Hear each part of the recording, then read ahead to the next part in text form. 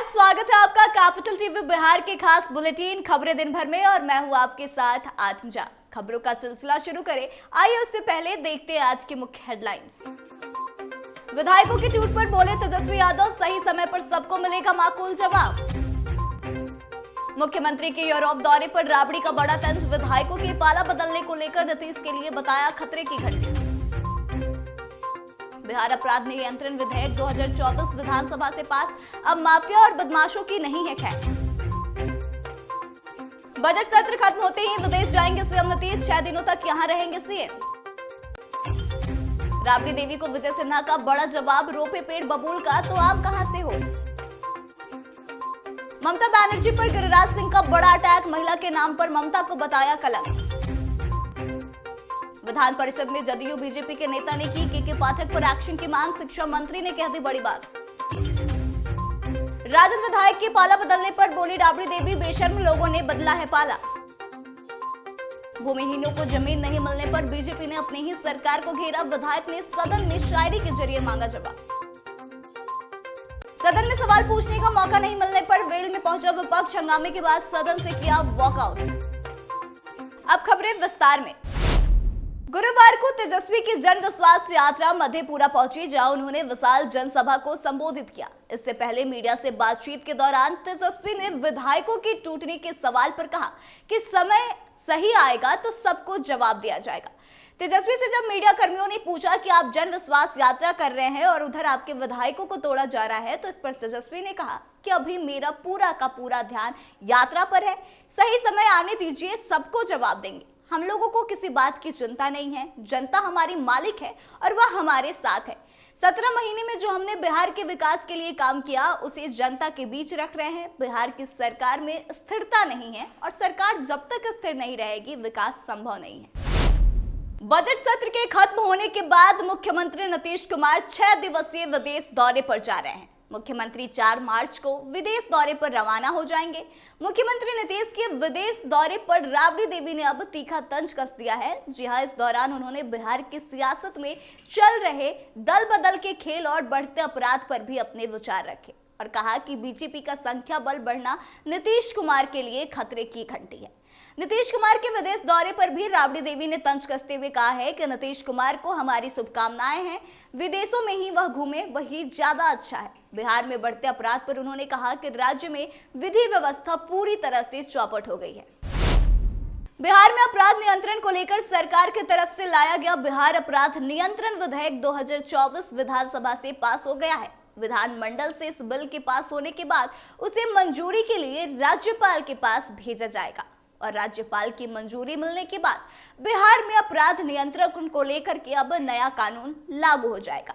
बिहार विधानसभा में सरकार की तरफ से मंत्री विजेंद्र प्रसाद यादव ने बिहार अपराध नियंत्रण विधेयक 2024 को सदन के पटल पर रखा।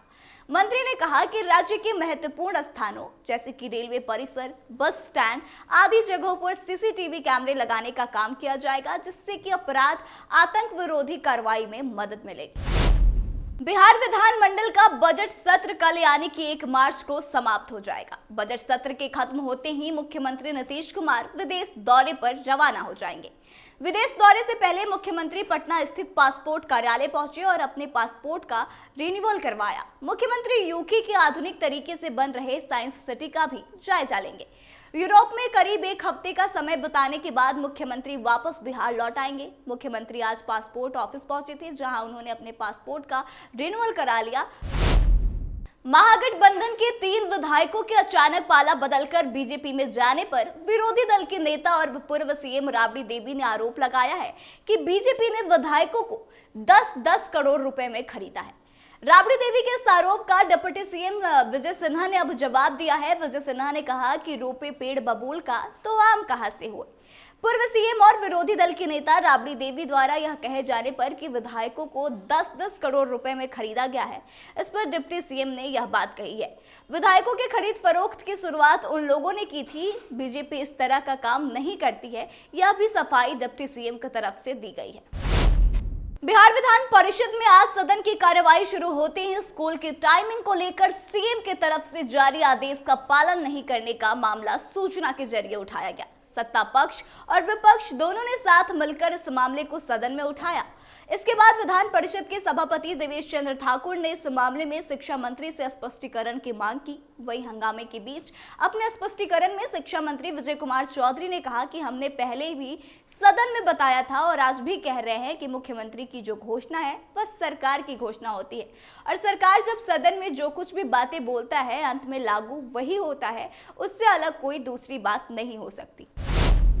बिहार में पिछले कुछ दिनों से विधायकों के पाला बदलने का खेला जारी है। फ्लोर टेस्ट से लेकर अब तक महागठबंधन के 6 विधायकों ने पाला बदल लिया है। ऐसे में अब सत्ता में काबिज सरकार पर बिहार विधान परिषद की नेता विपक्ष राबड़ी देवी काफी ज्यादा हमलावर है। उन्होंने कहा कि अब भ्रष्टाचारियों की सरकार है और इस सरकार में डकैती, किडनैपिंग और अन्य तरह की आपराधिक घटनाओं का बोलबाला है। वहीं राजद के 4 और कांग्रेस के 2 विधायक के पाला बदलने से जुड़े सवाल पर राबड़ी देवी ने कहा कि हमारे विधायक को 10-10 करोड़ में खरीदा गया। हम तो यही कहना चाहते हैं कि पैसा लेने वाला लोग और पैसा देने वाला लोग दोनों ही काफी ज्यादा बेशर्म है। यदि हमारी पार्टी से इनको जाना था तो हमारे यहाँ उनको अच्छा नहीं लग रहा था तो इस्तीफा देकर चले जाते। विधानसभा में आज बीजेपी ने अपने ही सरकार को घेरने का काम किया है। बीजेपी विधायक विनय बिहारी ने सदन में शायरी के जरिए अपनी ही सरकार से भूमिहीनों को जमीन नहीं मिलने पर बड़ा सवाल पूछ डाला। विधायक के सवाल पर सरकार की तरफ से डिप्टी सीएम विजय कुमार सिन्हा ने जवाब दिया और जांच कराने की बात कही।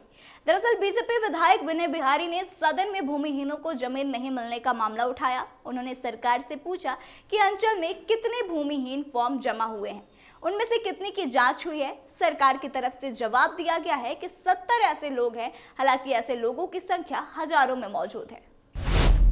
विधानसभा में गुरुवार को विपक्षी विधायकों ने स्पीकर पर आरोप लगाया कि उन्हें सवाल पूछने का मौका नहीं दिया जा रहा है। इसको लेकर विपक्षी सदस्यों ने जोरदार हंगामा किया और वेल में पहुंचकर नारेबाजी करने लगे। डिप्टी सीएम सम्राट चौधरी ने उन्हें समझाने की कोशिश भी करी, लेकिन भारी हंगामा करने के बाद विपक्ष सदन से वॉकआउट कर गया। तो आज के इस खास बुलेटिन में बस इतना ही। आगे की तमाम खबरों के लिए बने रहे हमारे साथ, देखते रहे कैपिटल टीवी बिहार। धन्यवाद।